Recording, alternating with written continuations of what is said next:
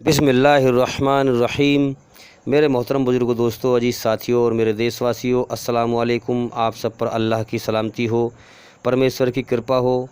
आइए आज हम थोड़ी सी बात करेंगे इस बारे में कि कुरान मजीद इंसानों को क्या सिखाता है, कुरान क्या है। ये सवाल किए गए हैं, इंशाअल्लाह इनका जवाब देंगे। आपसे उम्मीद है कि आप वीडियो को पूरा सुनेंगे। तो सबसे पहले हम ये समझ लें कि कुरान क्या है। कुरान एक आसमानी किताब है जिसने कायनात की हर चीज़ को बनाया है। उसके आदेश हैं, इसके अंदर उसके हुक्म हैं। इंसानों को एक सच्ची राह दिखाने का जरिया है इस्लाम, कुरान। तो कुरान मजीद के द्वारा इंसान अपने पैदा करने वाले का सही रास्ता पा सकता है, मगर उसकी बनाई हुई रचना के आधार पर अगर कुरान को समझे, अपनी भावना को शुद्ध करे, मन को साफ़ करे बुराई से, और फिर कुरान को समझने की कोशिश करे, तो इंशाअल्लाह अल्लाह ताला दिलों का हाल जानता है, अपनी हिदायत, अपनी सच्ची राह ज़रूर दिखाएगा। तो इसलिए हम याद रखें और गौर करें इस चीज़ पर कि कुरान को समझ के पढ़ें और ठहर ठहर कर पढ़ें। एक आयत को पढ़ें और उस पर फिर गौर करें, इसका मतलब क्या है।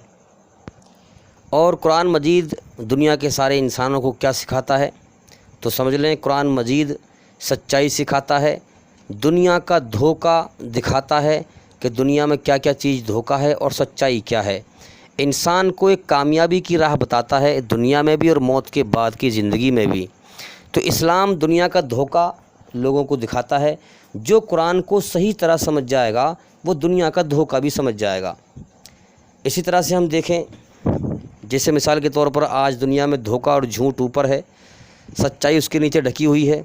जो इंसान कुरान को समझेगा, इसको ध्यान से पढ़ेगा, इस पर गौर करेगा, कुरान की आयतें पढ़ेगा और दुनिया में गौर करेगा, तो उसका धोखा दुनिया का खुल जाएगा।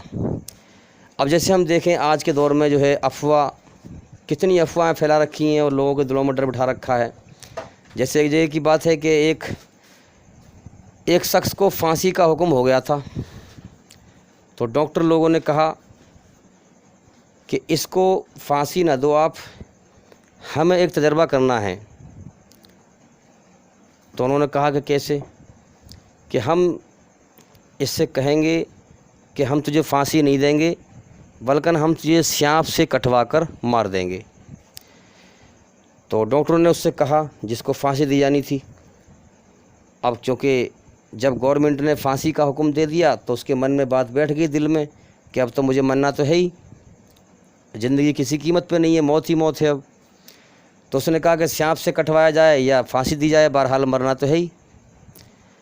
तो डॉक्टर लोगों ने उसके मुंह से कपड़ा बांध दिया, उसकी आँख वाँख सब ढक दी और उसके हाथ पैर बांध दिए, और 2 सुई लाकर, खाली सुई, उसमें कुछ नहीं था, जैसे सांप काटता है इसी तरह से 2 सुई उसके पैरों में चुभा दी, खाली सुई, और उससे कह दिया गया कि हमने तुझे सांप से कटवा दिया है।